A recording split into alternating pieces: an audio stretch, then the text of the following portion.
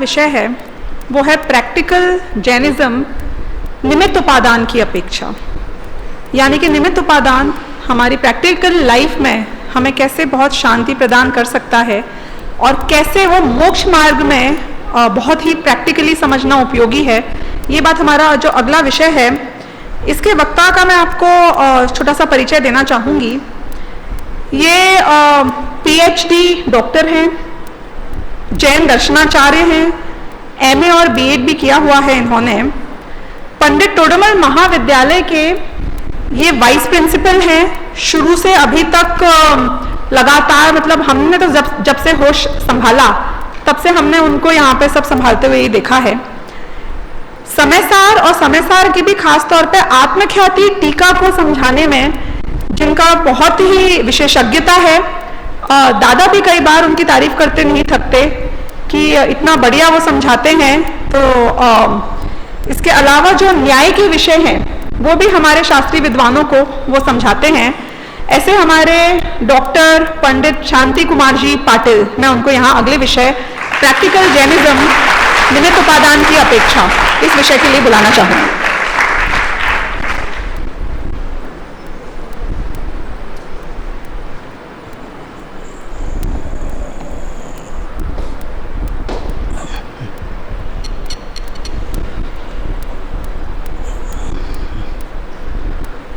नमः समय साराय स्वानुभूत्या चकासते चित्स्वभावाय भावाय सर्वभावान्तरच्छिदे।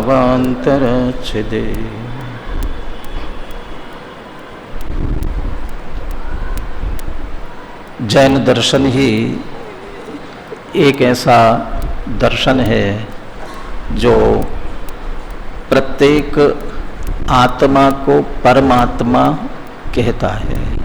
प्रत्येक आत्मा परमात्मा है। यदि प्रत्येक आत्मा परमात्मा है और परमात्मा ही पूर्ण सुखी है, तो हम सभी भी परमात्मा कैसे बन सकते हैं? इसका ही एकमात्र निरूपण, एकमात्र प्ररूपण सारे जैन दर्शन में है। चूँकि जैन दर्शन जिन का दर्शन है, जिन वे हैं जिन्होंने मोह राग द्वेष को जीता है और मोह राग द्वेष को जीतकर स्वयं सुखी हुए हैं और स्वयं सुखी होकर के सुखी होने का मार्ग सारे जगत को जिन्होंने बताया है। इसीलिए उनके द्वारा बताई गई हर बात अपने आप में ही प्रैक्टिकल है। उनके द्वारा कहा गया हर एक सिद्धांत अपने आप में प्रैक्टिकल है। जगत में अनेक लोगों को कहा जाता है पर उपदेश कुशल बहु तेरे, अर्थात दूसरों को मात्र देने के लिए उपदेश होता है। हमारे जिनेंद्र भगवान ने जो उपदेश दिया है वह एक तरह से स्वयं में आजमा कर उसके अनुसार उसका फल प्राप्त करके और वो बताया है। इसलिए उनके द्वारा कही गई सारी बातें अपने आप में ही प्रैक्टिकल है। किसी भी सिद्धांत को उठाया जाए तो वह प्रत्येक सिद्धांत निश्चित रूप से हमें सुख की ओर ले जाने वाला ही है। अभी पीयूष जी चर्चा कर रहे थे कि जगत के सारे जीव एक ही बात चाहते, सबका एक ही प्रयोजन है, दुख न हो और सुख हो। कार्य है ये, हम सब एक ही कार्य करना चाहते हैं कि दुख न हो और सुख हो। दिखने को दो कार्य दिख रहे हैं, दुख को दूर करना है और सुख प्राप्त करना है। इसको दो कार्य कहो चाहे एक ही कार्य कहो। यदि हम कार्य करना चाहते हैं तो निश्चित रूप से उसके कारण खोजना पड़ेंगे। यदि कार्य करना है तो उसके कारण खोजने पड़ेंगे। फिर हम जैन दर्शन के पास आते हैं। क्या जैन दर्शन में कार्य के कारणों की भी चर्चा की गई है? कार्य के भी कुछ कारण बताए गए हैं? अनेक प्रकार की चर्चा कार्य कारण मीमांसा में हो सकती है, लेकिन अभी हम उन्हीं में से दो प्रकार के कारणों की जो चर्चा जनागम जैन दर्शन में की गई है, निमित्त और उपादान, इनके संदर्भ में चर्चा करते हैं। कोई भी कार्य होता है तो उसके कार्य के होने में दो प्रकार के कारण, निमित्त और उपादान। क्या है निमित्त और क्या है उपादान, थोड़ा संक्षेप में इसे समझते हैं ताकि इसे हम प्रैक्टिकली घटित कर सकें। जो द्रव्य, जो पदार्थ स्वयं कार्य रूप से परिणमित हो रहा है, तो स्वयं परिणमित होने वाला द्रव्य वह तो है उपादान। और जब वह द्रव्य स्वयं कार्य रूप से परिणमित हो, तब अनुकूलता का आरोप जिस दूसरे द्रव्य पर आवे, वह दूसरा द्रव्य कहलाता है निमित्त। इसका अर्थ प्रत्येक द्रव्य अपने अपने स्वयं कार्य रूप से परिणमता है और उसके परिणमन में कोई दूसरा अनुकूल होता है और उस अनुकूलता का आरोप उस पर आता है। जो अनुकूल हो दूसरा द्रव्य निमित्त कहलाएगा और जो स्वयं कार्य रूप परिणमित हो वो उपादान कहलाएगा। कार्यकर्ता कौन है, उपादान की निमित्त? जैन दर्शन के इस सिद्धांत के संदर्भ में भी बहुत चर्चाएं, बहुत वहापो चलता है और इसका निर्णय न करने के कारण से हम स्वयं भी उलझन में रहते हैं। इसलिए इसका निर्णय हमें बराबर सही करना आवश्यक है। कौन करता है कार्य का, निमित्त कि उपादान? जब परिभाषा में यही कहा कि द्रव्य स्वयं कार्य रूप से परिणमित होता है और दूसरे को कहा कि अनुकूलता का आरोप सिर्फ उस पर आता है, तो अपने आप ये बात सिद्ध होती है कि द्रव्य स्वयं कार्य रूप से परिणमता है। और सैद्धांतिक दृष्टि से कहा जाए तो आचार्य अमृतचंद्र कर्ता की परिभाषा देते हुए यही कहते हैं, यह परिणमति सकर्ता। जो स्वयं परिणमित हो रहा है वही वास्तव में करता है। लेकिन जब कोई कार्य होता है तो दोनों आवश्यक है ना, दोनों के बिना कार्य तो होगा नहीं। तो फिर नियामक कौन है उसका, इस संदर्भ में भी अपन बात करेंगे। निमित्त उपादान के संदर्भ में थोड़ी चर्चा इस रूप में करें अपन। हमें दुख दूर करना है और सुखी होना है। यदि दुख दूर करना चाहते हैं तो अभी दुखी क्यों है? क्या हम उस दुख दूर करने के लिए प्रयास नहीं कर रहे हैं? और यदि प्रयास कर रहे हैं तो फिर उसमें हमें सफलता क्यों नहीं मिल रही है? आचार्य कल पंडित टोडरमल जी के मोक्षमार्ग प्रकाशक की अपेक्षा से यदि बात करें तो सभी जीव दुख दूर करने का प्रयास तो करते हैं, परंतु दुख का वास्तविक कारण नहीं समझते हैं। और दुख का कारण नहीं समझते हैं, इसलिए जो कोई उपाय करते हैं वह उनका सारा उपाय गलत हो जाता है। क्यों गलत हो जाता है?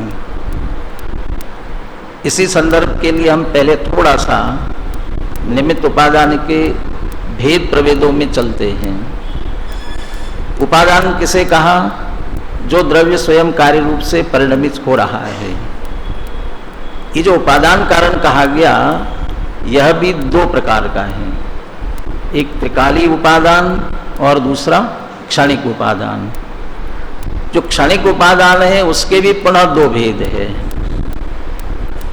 अनंतर पूर्व क्षणवर्ती पर्याय और दूसरा तत्समय की योग्यता। ये दोनों ही क्षणिक उपादान के भेद हैं।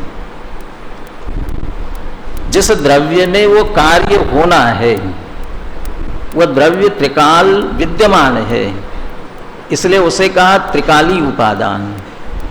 लेकिन उस द्रव्य में होने वाला कार्य किसी न किसी समय होगा, पर्याय में होगा, वह क्षणिक होगा, इसलिए वह क्षणिक उपादान है। कोई भी कार्य ऐसे तत्काल हवा में नहीं हो जाता है, जो भी कार्य होने योग्य होता है उसकी पूर्व भूमिका, जैसा कार्य होना है उसके अनुसार उसके पहले से होना प्रारंभ हो जाती है, वह कहलाती है उसके अनंतर क्षणवर्ती पर्याय। और जब वह कार्य होता है वह है उसकी तत्समय की योग्यता। ये उपादान के भेद हुए। ऐसे यदि निमित्तों की बात करें, निमित्तों के भेदों की चर्चा करते हुए दो अपेक्षा से बात की गई है, एक उदासीन निमित्त और एक प्रेरक निमित्त। उसे थोड़ा अभी हम गौण करते हैं। दूसरे हैं बहिरंग निमित्त और अंतरंग निमित्त। इस रूप में भी निमित्तों की चर्चा ली गई है। जब कार्य हो रहा है उस कार्य के होने में अनुकूलता का आरोप जिस पर आ रहा है वह निमित्त है। वह निमित्त दो प्रकार का कहा गया, बहिरंग निमित्त और अंतरंग निमित्त। अभी हम हमारे दुख रूपी कार्य की बात कर रहे हैं। अभी दुख रूपी कार्य की यदि बात करते हैं तो मैं दुखी हूं, इसका मूल कारण क्या है और उस दुख दूर करने के प्रयास में हम क्या कर रहे हैं। टोडरमल जी कहते हैं हम अपने आप को दुखी इसलिए समझ रहे हैं कि मुझे बाहर की धन संपत्ति नहीं है, बाहर की शरीर की अनुकूलता नहीं है, 5 इंद्रिय विषय भोगों की सामग्री नहीं है, या 5 इंद्रिय विषय भोगों की सामग्री को भोगने के लिए जो शरीर में सामर्थ्य चाहिए वो नहीं है, और इस कारण से मैं दुखी हो रहा हूँ। और इसलिए प्रयास क्या करता है कि धन संपत्ति कमाई जाए, धन संपत्ति कमा करके 5 इंद्रिय विषय भोगों की सामग्री इकट्ठी कर ली जाए, और 5 इंद्रिय विषय भोगों की सामग्री इकट्ठी करके शरीर के माध्यम से उसे भोगा जाए, और ये सब करके फिर वो सुखी होना चाहता है। इसके लिए भी वो क्या प्रयास करता है, इसके लिए व्यापार धंधा करता है, खूब प्रयास करता है, अलग अलग प्रकार के कार्य करता है। ऐसे कार्य करके धन संपत्ति मिली कि न मिली, यदि मिली तो समझता है मैंने कमाया, और नहीं मिली तो फिर समझता है क्यों नहीं मिली, मैंने इतना प्रयास किया उसके बाद भी मुझे धन सामग्री क्यों नहीं मिली। तब वहाँ विचार करना चाहिए तुम्हारा ये बाह्य व्यापार धंधा करना ये तो बहिरंग निमित्त है, अकेले इस बहिरंग निमित्त से काम नहीं चलेगा। तुम्हारे इस व्यापार धंधा करने के बाद भी यदि कदाचित तुम्हें उचित लाभ नहीं मिल रहा है, इसका मतलब उसका कोई और कारण है, और वह अंतरंग निमित्त है उस प्रकार के तुम्हारे पुण्य का उदय।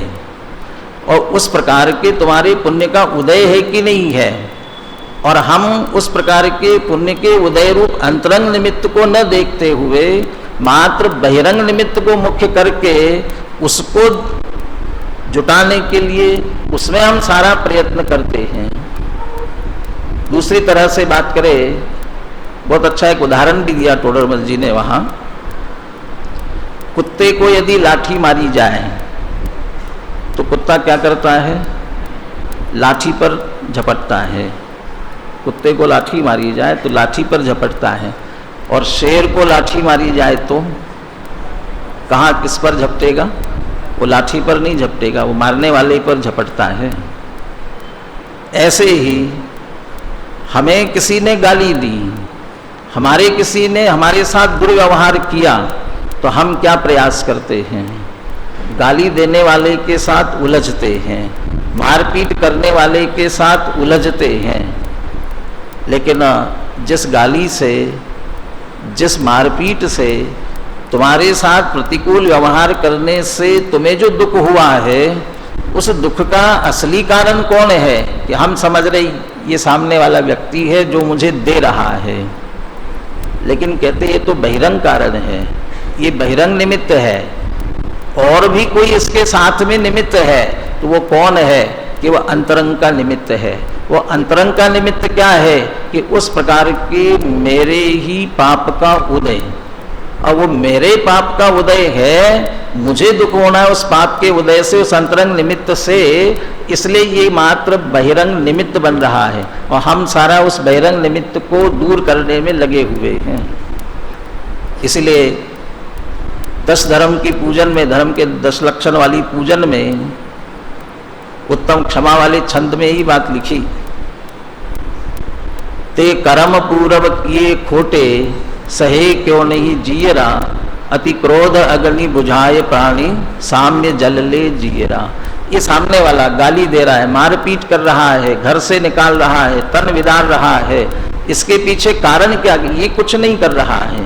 ते कर्म पूर्व किए खोटे, मेरे ही पाप कर्म का उदय है और उस कर्म के उदय से हो रहा है। यदि मैं ऐसा परिणाम रखता हूँ, अंतरंग निमित्त को याद करता हूँ, तो इस बहिरंग निमित्त के प्रति मुझे राग द्वेष नहीं होता है, उनके तरफ से मेरी दृष्टि हटती है। इस रूप में अंतरंग निमित्त को याद करना चाहिए। लेकिन ठीक है, अंतरंग निमित्त के रूप में मेरे कर्म का उदय है, मेरे पाप का उदय है। टोडरमल जी ने एक कदम आगे बढ़ते हुए कहा, ठीक है, बाह्य पदार्थों में राग द्वेष करता हूं तो मैं दुखी होता हूं, और ये असली कारण नहीं है। असली कारण तो मेरे कर्म का उदय जो अंतरंग निमित्त है वो कारण है। तो फिर उससे तो राग द्वेष करना कि नहीं करना, उसके साथ तो राग द्वेष करना कि नहीं करना। उसके लिए टोडरमल जी ने कहा कि वे जो कर्म आए हैं वे कोई अपने आप तो आए नहीं है। वहाँ भी एक बहुत अच्छा दृष्टांत दिया। कोई व्यक्ति रास्ते पर से अपने हाथ से पत्थर उठावे और अपने सिर पर दे मारे और फिर पत्थर को दोष दे कि मेरा सिर किसने फोड़ा है, कि पत्थर ने फोड़ा है। ऐसे ही मैं दुखी हो रहा हूँ, किसने दुख दिया, कि मेरे कर्मों ने दिया। लेकिन कर्म कहाँ से आए? कर्म आए थे मेरे ही विकारी भावों के कारण से, मेरी ही गलती से, मेरे ही मोह राग द्वेष परिणामों के कारण से वे कर्म बंधे हुए थे। इसलिए कर्म को दोष देना भी ठीक नहीं है। इसलिए किसी कवि ने कहा, कर्म विचारे कौन, भूल मेरी अधिकाई, अग्नि सहे घणघात, लोह की संगति पाई। इसलिए कर्म की भी कहाँ गलती है? गलती यदि कहीं है तो मेरे अपने विकारी भावों की ही गलती है। वो कर्म की परंपरा की दृष्टि से देखने पर वहां उन विकारी भावों की तरफ गए, वहां भी अपनी भूल है। इसका अर्थ उपादानगत योग्यता में मेरी गलती थी। यदि मेरी गलती है तो सुधार भी कहाँ करना पड़ेगा?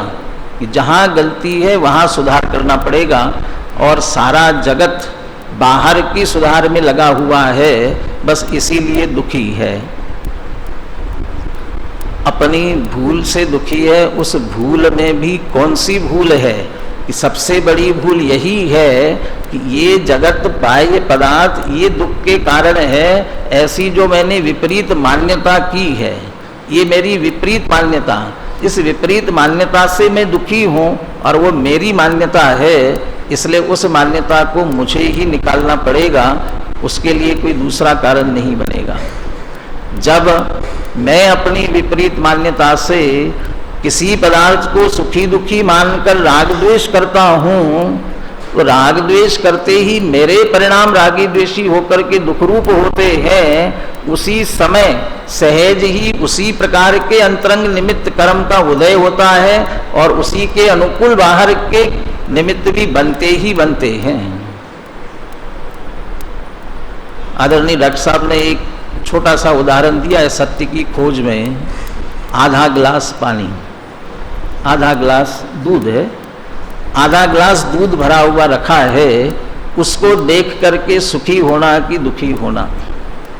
वो आधा ग्लास दूध सुखी कर सकता है कि दुखी कर सकता है? क्या कर सकता है? वो तो आधा ग्लास दूध है, सुखी करे कि दुखी करे उससे क्या लेना देना है। परंतु जिसे दुखी होना है वो क्या करेगा? उसको देख करके ये कहेगा कि आधा ही ग्लास दूध है, माने उसका देखना खाली ग्लास की तरफ है। वो कहता है आधा ही ग्लास, और वो खाली को देख करके दुखी होता है। तो दुखी होना है, उसका ध्यान उधर ही जाएगा, उसके उस प्रकार के पाप का उदय आएगा और दुखी होगा। क्योंकि वह गलत सोच रहा है। और वहीं दूसरा व्यक्ति कि देखो मेरा सम्मान करते हुए इन्होंने आधा गिलास भर कर दूध दिया, वो भरे हुए दूध की तरफ देख रहा है, उसे सुखी होना है, उसके उसी प्रकार के पुण्य का उदय है, और वो बाह्य निमित्त तो वही है, लेकिन उसी को देख करके क्या होता है, तो अपनी विचार पद्धति हमारे हाथ में है। उपादानगत योग्यता की दृष्टि से हम विचार करें, वो विचार करना हमारे हाथ में होने के कारण से सुख दुख हमारा अपने उपादान के अनुसार होगा, बाह्य पदार्थ तो निमित्त मात्र होगा। सुखी होने की अपेक्षा से यदि बात करें तो सुखी किसे होना है, सुखरूप होने का कार्य किसे करना है, कि आत्मा को करना है। यदि आत्मा को सुखी होना है तो आत्मा का सुखरूप परिणमन किसमें है, कि आत्मा का सुखरूप परिणमन है राग द्वेष से सहित वीतराग परिणति में। कि राग द्वेष से तो दुखी है और वीतराग परिणति होकर के ये सुखी हो सकता है। यदि वीतराग रूप परिणति होकर के सुखी होना है, अब सुखी होने रूप इस कार्य में क्या उपादान और क्या निमित्त, इसका विचार करें। क्या उपादान है और क्या निमित्त है।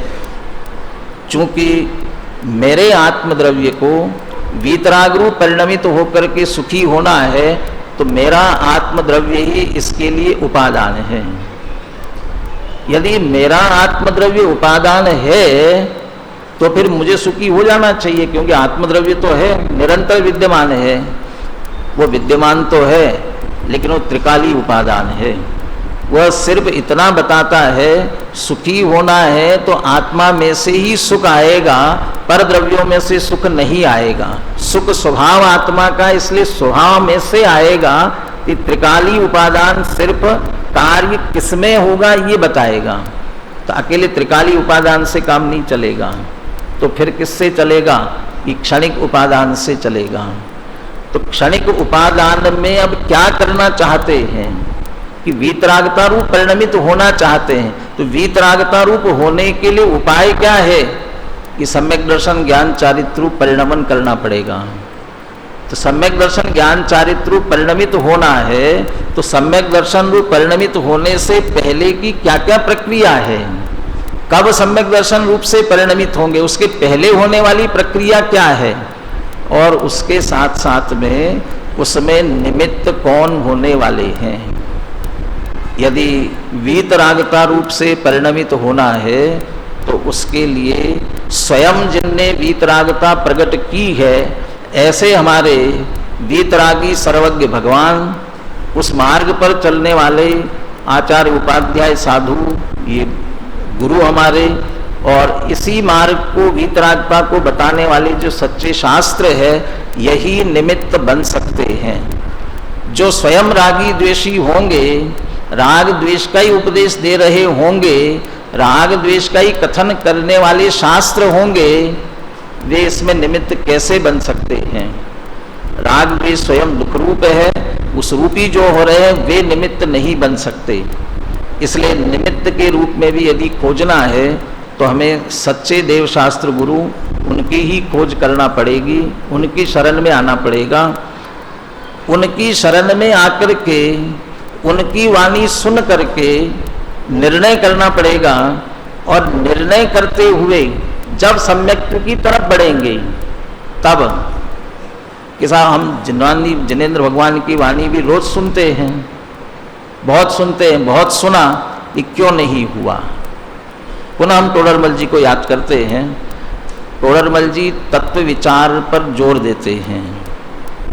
देखो तत्व विचार की महिमा, और तत्व विचार की महिमा बताते हुए कहते हैं कि जो तत्व विचार करेगा, तत्व सुन करके समझ करके उसका विचार करेगा, वह निश्चित रूप से सम्यक्त्व का अधिकारी है। परंतु क्यों लगाते हैं कि तत्व विचार तो किया परंतु कदाचित अभी सम्यक तो नहीं हुआ। क्यों नहीं हुआ, कि मोह के उपशमादि नहीं हुए हो। तो इसका अर्थ बहिरंग निमित्त के रूप में हम देव शास्त्र गुरु का आश्रय लेवे, देवशास्त्र गुरु का आश्रय से उनकी वाणी सुने, उनकी देशना सुने, देशनालब्धि का निमित्त बने, उस पर विचार भी करे, ये सब बहिरंग निमित्त है। लेकिन उसके साथ साथ दर्शन मोह के उपशमादि को हो, ये अंतरंग निमित्त हो, तब सम्यक दर्शन की प्राप्ति होगी। तो फिर दर्शन मोह के उपशमादि तो हमें करने पड़ेंगे ना। ऐसा समझ करके कोई ये कहे कि मेरा तो सम्यक तब होगा जब दर्शन मोह के उपशमादि होंगे। अब आप मुझे बताइए कि दर्शन मोह के उपशमादि करने के लिए क्या करना है। तो दर्शन मोह का उपशम कर्म का कार्य है, पर द्रव्य का कार्य है, उसमें हमारा कुछ नहीं चलेगा। तो फिर क्या करना पड़ेगा। 5 लब्धि की बात करते हुए पुनः टोडरमल जी कहते हैं कि जब हम रुचि पूर्वक तत्व चिंतन तत्व विचार में लगते हैं तो 4 लब्धियां हमारी होती है। और 4 लब्धि पूर्वक जब जीव करण लब्धि में पहुंचता है तो करण लब्धि में कर्म की बहुत सारी प्रक्रिया होती है और उसके माध्यम से दर्शन मोहनी का उपशम होता है और सम्यक्त्व की प्राप्ति होती है। तो दर्शन मोहनी का उपशम करने के लिए बहुत सारे कार्य करने पड़ते होंगे। वहाँ स्पष्ट लिखा टोडरमल जी ने कि हमें तो बुद्धि पूर्वक अपने विचार को तत्व चिंतन में मग्न करना है और उस तत्व चिंतन में भी निजात्म तत्व को समझकर उसमें उपयोग स्थिर करना है। और उसमें उपयोग स्थिर होने पर कर्म के उपशमादिक तो सहज अपने आप होते हैं। ये कब होगा। जब जैसे सम्यक्त्व प्राप्त होने का काल आएगा उसके पहले तत्व चिंतन तत्व विचारात्मक प्रक्रिया चलेगी और तत्व विचारात्मक प्रक्रिया से करण लब्धि पूर्वक अपने स्वरूप में स्थिर होगा। उस समय बाह्य में सहज रूप से कर्म के उपशमादि भी होंगे और सम्यक्त्व की प्राप्ति निश्चित रूप से होती है। तो सम्यक दर्शन की प्राप्ति के लिए क्या करना पड़ा। कहते अपने स्वरूप को समझकर उसमें लीन होना, ये तो अपना कार्य हुआ। लेकिन अपने स्वरूप को समझने के लिए क्या किया कि निमित्त के रूप में सच्चे देवशास्त्र गुरु का निर्णय किया। सच्चे देवशास्त्र गुरु को निर्णय करके उनके माध्यम से सच्चे तत्व के स्वरूप को समझा और उसे समझकर अपने स्वरूप में लीन होने का प्रयास किया। तो सारी प्रक्रिया सहज होते हुए चली गई और होते होते हम सम्यक्त्व तक पहुंच गए।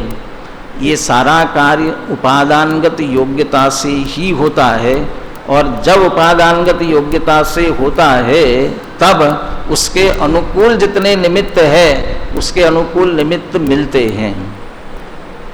बहुत बार ऐसा होता है कि हम तो खूब प्रयास कर रहे हैं और खूब प्रयास करते हुए भी कार्य नहीं हुआ।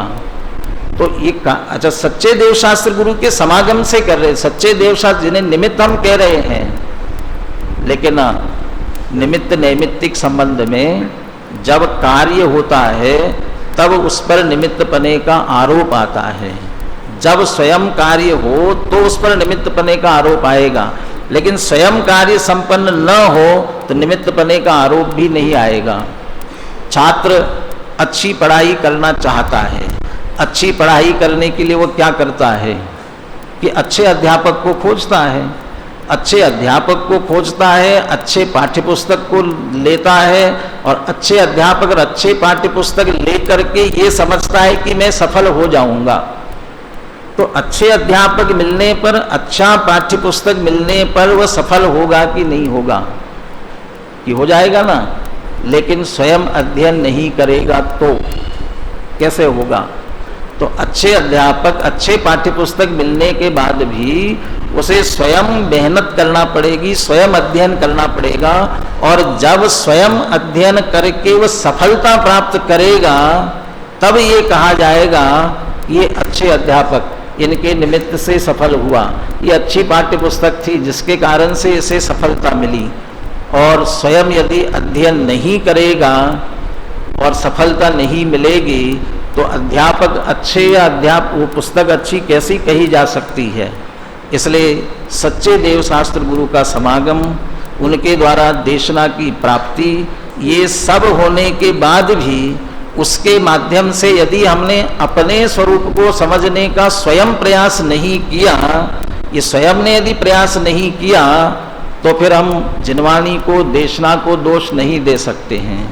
यस्य नास्ति स्वयं प्रज्ञा शास्त्रम तस्य करोति किम, लोचनाभ्याम विहीनस्य दर्शनम किम करिष्यति। यदि हमने स्वयं प्रयास नहीं किया तो इसमें निमित्त कुछ नहीं कर सकता। निमित्त उपादान के इस पूरे प्रकरण के माध्यम से दो बातों को बहुत अच्छी तरह से हमें समझना चाहिए। जिस कार्य के अनुकूल जो निमित्त है, उन निमित्तों की बराबर संभाल समझ लीजिए या उनका यथा योग्य सम्मान समझ लीजिए, उनकी आवश्यकता, उस आवश्यकता को यथा योग्य स्वीकार करना, परंतु कार्य होगा वो उपादान के अनुसार होगा, इसलिए निमित्त की अधीनता भी नहीं स्वीकार करनी है। निमित्त की अधीनता से पराधीनता नहीं स्वीकार करनी है। कार्य होना तो स्वाधीनता से है, लेकिन उस कार्य की स्वाधीनता में भी जो अनुकूल निमित्त है, उन अनुकूल निमित्तों की उपेक्षा भी संभव नहीं है। अनुकूल निमित्तों का सही उपयोग करते हुए हम निरंतर उपादानगत योग्यता से प्रयास करेंगे तो निश्चित रूप से हमें सफलता मिल सकती है। सुख हमारा स्वभाव है, उस सुख स्वभाव हमारा होने के कारण से अपने आश्रय से ही हमें सुख प्रकट होने वाला है। इसलिए निरंतर हमें अपने को जानने पहचानने का प्रयास करना चाहिए। हम अपने को जाने पहचाने लीन हो, देव शास्त्र गुरु सहज उसमें हमें निमित्त बने, इसी मंगल भावना के साथ।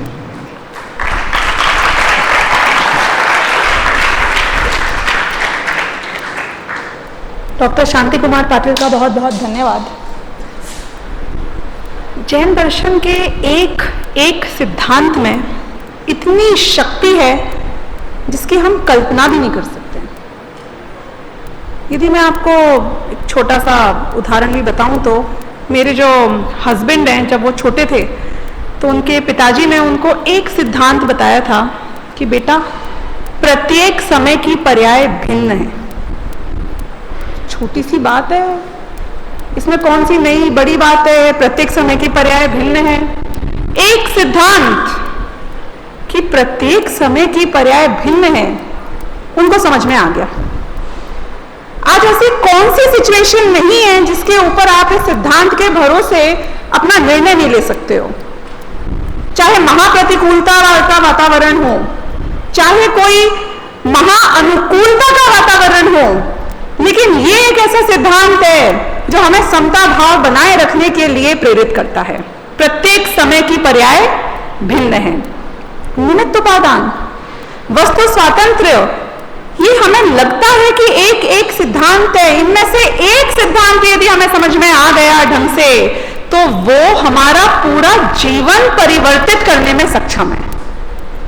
अब हमारे पास तो विषय, वक्ता और समय तीनों की अभी कमी है, इसलिए हम बहुत ज्यादा एक एक सिद्धांत को तो नहीं ले सकते हैं, लेकिन हमको इन सिद्धांतों को कैसे जीवन में अपनाया जाए, इसको बहुत ही गंभीरता पूर्वक विचार करके घटाने की कोशिश करनी चाहिए। अब इसके बाद जो मेरा अगला विषय है, उसमें हमारे एक विद्यार्थी का परमागम ऑनर्स के ये प्रश्न आया कि आप हमें अनेकांश यादवाद पढ़ाते हो, आप हमें सप्तभंगी पढ़ाते हो, आप हमें नए पढ़ाते हो, निश्चय, व्यवहार, द्रव्यार्थिक, पर्यायार्थिक, बहुत कॉम्प्लिकेटेड है। नहीं, आप लोग विद्वान हो, आप लोग पढ़ाने वाले हो, आपको वक्ता बनना है, आपके लिए सब सही है, आपको तो समझना पड़ेगा क्योंकि आपको पढ़ाना है।